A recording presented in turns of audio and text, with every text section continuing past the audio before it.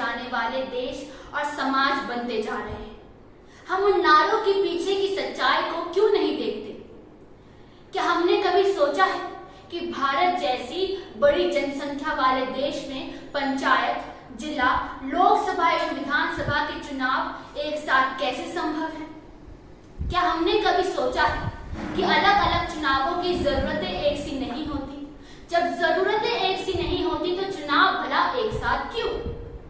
भारत के अलग अलग क्षेत्रों के नागरिकों की आशाएं, अपेक्षाएं, आवश्यकताएं भिन्न भिन्न होती हैं।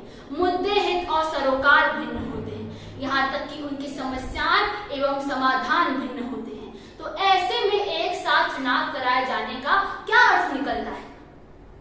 भारत सांस्कृतिक, वैचारिक, सामाजिक, भौगोलिक एवं राजनीतिक रूपों से विविधताओं से भरा देश है। यदि यहाँ पर एक साथ चुनाव होते हैं तो क्या यह अलोकतांत्रिक नहीं होगा?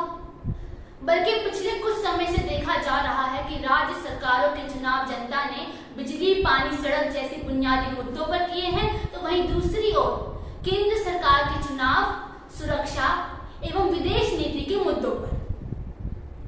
मान्यवर, भारत एक संसदीय एवं संघीय ढांचा वाला देश है। यदि यहाँ एक साथ चुनाव होता है तो यह अलोकतांत्रिक होगा। भारत जैसे देश के लिए अलग अलग चुनाव होना ही ज्यादा उचित एवं स्वाभाविक है। इससे सुरक्षा में आसानी होगी और अन्य व्यवस्था में भी आसानी होगी। आप ही से मैं पूछती हूँ, यदि एक साथ चुनाव होते हैं तो क्या सुरक्षा व्यवस्था चुस्त दुरुस्त रह सकेगी? क्या हमारे पास इतना सुरक्षा बल मौजूद है? क्या हमारे पास इतने अधिकारी एवं कर्मचारी मौजूद है जो बिना किसी पक्षपात के चुनावों को पूर्ण करा सके? और सबसे महत्वपूर्ण बात तो यह है कि अगर एक साथ चुनाव होते हैं तो क्षेत्रीय दलों को अपनी बात कहने और सुनाने का कोई अवसर प्राप्त नहीं होगा। क्षेत्रीय मुद्दे तो बिल्कुल गौण हो जाएंगे। क्षेत्रीय मुद्दों पर कोई चर्चा परिचर्चा नहीं होगी। कल्पना कीजिए कि एक ही शख्स की सरकार पूरे देश में आ जाए, तो क्या हम और आप मिलकर एक स्वस्थ आलोचना कर पाएंगे? क्या विपक्ष अपना लोकतंत्र में योगदान दे पाएगा? क्या लोकतंत्र सुरक्षित रह पाएगा?